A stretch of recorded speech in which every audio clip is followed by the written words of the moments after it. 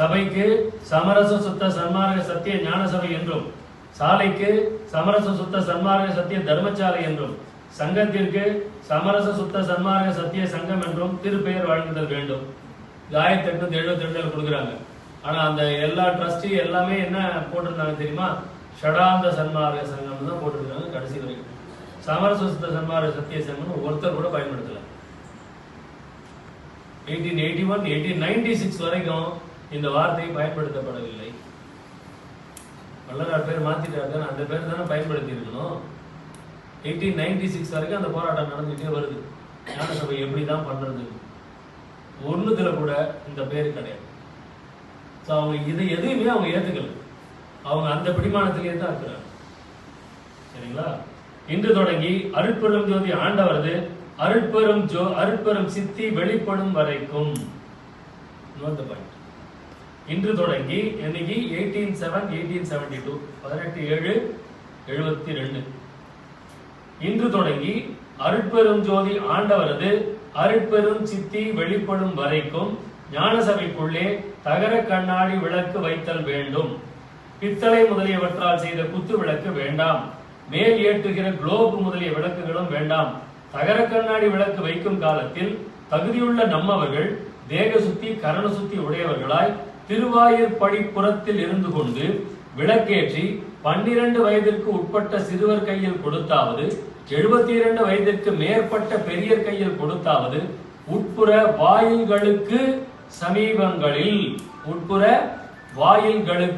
சமீபங்களில் வைத்து வர செய்விக்க வேண்டும். 4 நாளைக்கு ஒரு விசை காலையில் மேற்குறித்த சிறியரை கொண்டாயினும் பெரியரை கொண்டாயினும் உள்ளே தூசு துடைப்பிக்க வேண்டும். தூசு துடைக்க புகும் போது நீராடி சுத்த தேகத்தோடு கால்களில் பத்திரம் சுற்றி கொண்டு புகுந்து முட்டிக்கால் இட்டுக் கொண்டு தூசு துடைக்க செய்விக்க வேண்டும். விளக்கு வைக்கின்ற போதும் இங்கனமே செய்விக்க வேண்டும். விளக்கு வைத்தற்கும் தூசு துடைத்தற்கும் தொடங்குகின்ற 12 வயதிற்குட்பட்ட சிறுவரும் 72 வயதிற்கு மேற்பட்ட பெரியரும் பொருள் இடம் போகம் முதலியவற்றில் சிறிதும் இச்சை இல்லாதவர்களாய் தெய்வ நினைப்புள்ளவர்களாய் அன்புடையவர்களாய் இருத்தல் வேண்டும். விளக்கு வைக்கும் போதும் தூசு துடைக்கும் போதும் நம்மவர்களில் நேர்ந்தவர்கள் புறத்தில் நின்று பரிசுத்தராய் மெல்லென துதி செய்தல் வேண்டும். யாவரும் யாதொரு காரியம் குறித்தும் தற்காலம் உள்ளே போதல் கூடாது. ஞானசபை திறவுகோல் ஒருவர் கையிலும் வெளிப்பட இருக்கப்படாது.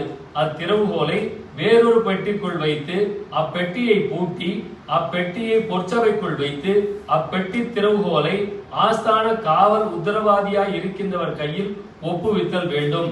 தொடர்ச்சி காலம் நேர்ந்த தருணம் எழுதுகிறேன். எவ்வளவு தெளிவா கொடுத்திருக்கிற ஞானசபைக்கு என்ன பண்ணணும்? இப்ப கூட அது நடக்கிறது இல்லை.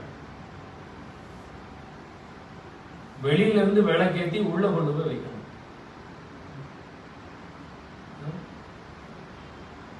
இது மாதிரி நடக்குதா? 4 நாளைக்கு ஒரு தடவை தான் தூசியே துடைக்கணும்.